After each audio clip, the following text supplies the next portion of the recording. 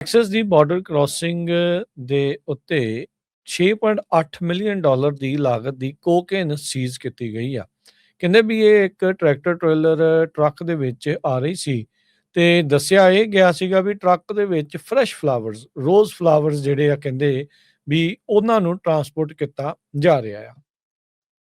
10 ਫਰਵਰੀ ਨੂੰ ਇਹ ਜਿਹੜਾ ਡਰੱਗ ਦਾ ਸੀਜ਼ਰ ਜਿਹੜਾ ਆ ਉਹ ਵਾਪਰਦਾ ਹੈ। ਵਰਲਡ ਟ੍ਰੇਡ ਬ੍ਰਿਜ ਜਿਹੜਾ ਲੋਰੇਡੋ ਟੈਕਸਸ ਦੇ ਵਿੱਚ ਮੌਜੂਦ ਆ। ਸੀਬੀਪੀ ਨੇ ਇਸ ਦੇ ਬਾਰੇ ਜਾਣਕਾਰੀ ਦਿੱਤੀ ਆ। ਸੀਬੀਪੀ ਨੇ 500 ਪਾਉਂਡ ਜਿਹੜੀ ਕੋਕੇਨ ਆ ਕਮਰਸ਼ੀਅਲ ਡਰੱਗ ਜਿਹੜਾ ਹੌਲ ਕਰ ਰਿਹਾ ਸੀ ਫਲਾਵਰ ਟੈਕਸਸ ਦੀ ਬਾਰਡਰ ਕ੍ਰਾਸਿੰਗ ਦੇ ਵਿੱਚ ਜਦੋਂ ਆ ਰਹੇ ਸੀ ਉਦੋਂ ਉਹਨਾਂ ਨੇ ਫੜਿਆ।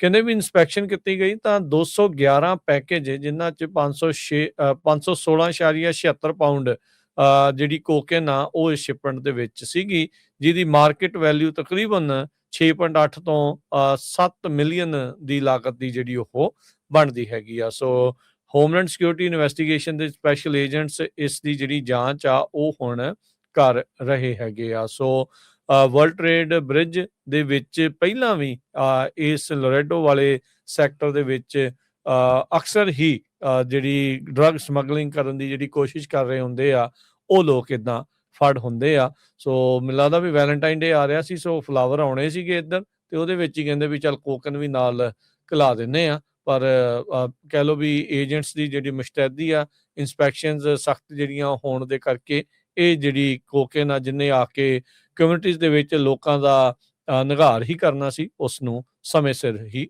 ਫੜ ਲਿਆ ਗਿਆ ਹੈ। ਟੈਕਸਸ ਦੀ ਬਾਰਡਰ ਕ੍ਰਾਸਿੰਗ ਦੇ ਉੱਤੇ 6.8 ਮਿਲੀਅਨ ਡਾਲਰ ਦੀ ਲਾਗਤ ਦੀ ਕੋਕੇਨ ਸੀਜ਼ ਕੀਤੀ ਗਈ ਆ।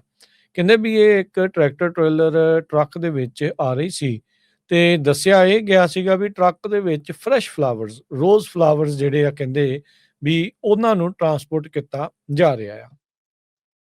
10 ਫਰਵਰੀ ਨੂੰ ਇਹ ਜਿਹੜਾ ਡਰੱਗ ਦਾ ਸੀਜ਼ਰ ਜਿਹੜਾ ਆ ਉਹ ਵਾਪਰਦਾ ਹੈ। ਵਰਲਡ ਟ੍ਰੇਡ ਬ੍ਰਿਜ ਜਿਹੜਾ ਲੋਰੇਡੋ ਟੈਕਸਸ ਦੇ ਵਿੱਚ ਮੌਜੂਦ ਆ। ਸੀਬੀਪੀ ਨੇ ਇਸ ਦੇ ਬਾਰੇ ਜਾਣਕਾਰੀ ਦਿੱਤੀ ਆ।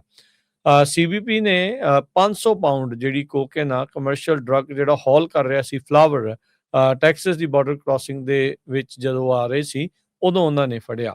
ਕਹਿੰਦੇ ਵੀ ਇਨਸਪੈਕਸ਼ਨ ਕੀਤੀ ਗਈ ਤਾਂ 211 ਪੈਕੇਜ ਜਿਨ੍ਹਾਂ ਚ 516.76 ਪਾਉਂਡ ਜਿਹੜੀ ਕੋਕੇਨ ਆ ਉਹ ਇਸ ਸ਼ਿਪਮੈਂਟ ਦੇ ਵਿੱਚ ਸੀਗੀ, ਜਿਹਦੀ ਮਾਰਕੀਟ ਵੈਲਿਊ ਤਕਰੀਬਨ 6.8 ਤੋਂ 7 ਮਿਲੀਅਨ ਦੀ ਲਾਗਤ ਦੀ ਜਿਹੜੀ ਉਹ ਬਣਦੀ ਹੈਗੀ ਆ। ਸੋ ਹੋਮਲੈਂਡ ਸਿਕਿਉਰਿਟੀ ਇਨਵੈਸਟੀਗੇਸ਼ਨ ਦੇ ਸਪੈਸ਼ਲ ਏਜੰਟਸ ਇਸ ਦੀ ਜਿਹੜੀ ਜਾਂਚ ਆ ਉਹ ਹੁਣ ਕਰ ਰਹੇ ਹੈਗੇ ਆ। ਸੋ ਵਰਲਡ ਟ੍ਰੇਡ ਬ੍ਰਿਜ ਦੇ ਵਿੱਚ ਪਹਿਲਾਂ ਵੀ ਇਸ ਲੋਰੇਡੋ ਵਾਲੇ ਸੈਕਟਰ ਦੇ ਵਿੱਚ ਅਕਸਰ ਹੀ ਜਿਹੜੀ ਡਰੱਗ ਸਮਗਲਿੰਗ ਕਰਨ ਦੀ ਜਿਹੜੀ ਕੋਸ਼ਿਸ਼ ਕਰ ਰਹੇ ਹੁੰਦੇ ਆ ਉਹ ਲੋਕ ਇਦਾਂ ਫੜ ਹੁੰਦੇ ਆ।